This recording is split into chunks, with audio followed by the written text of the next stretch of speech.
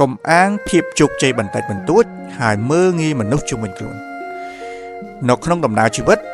មនុស្សម្នាក់ៗតែងតែប្រាថ្នាចង់បានពាក្យថាជោគជ័យប៉ុន្តែអ្វីដែលគួរឲ្យខ្លាចបំផុតនោះគឺ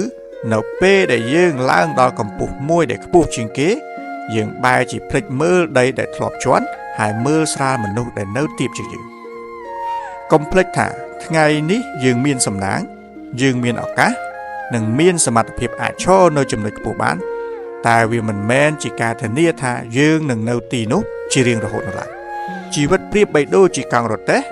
ថ្ងៃនេះឡើងថ្ងៃក្រោយក៏អាចចុះវិញបានបើយើងមើលងាយគេនៅពេលដែលយើងកំពុងឡើងតើយើងនឹងមានមុខមាត់អ្វីទៅសុំឲ្យគេជួយនៅពេលដែលយើងធ្លាក់ចុះវិញជោគជ័យដែលយើងមាននៅថ្ងៃនេះអាចនឹងជាចំណែកនៃការលះបង់ពីឪពុកម្ដាយការជ្រុំជ្រែងពីមិត្តភ័ក្តិឬសូម្បីតែការអត់ធ្មត់ពីអ្នកក្រៅមកគាត់ការមើលងាយមនុស្សជុំវិញខ្លួនគឺស្មើនឹងការមើលងាយប្រភពដើមនិងអ្នកដែលធ្លាប់ជាចិន្តាឲ្យយើងជាន់ឡើងកុំវាយតម្លៃអ្នកដទៃថាអសមត្ថភាពត្រឹមតែដោយសារតែគេមិនទាន់មានអ្វីដូចយើងនៅថ្ងៃនេះមនុស្សម្នាក់ៗមានរដូវកាលរីកស្គុះស្គាយខុសៗគ្នា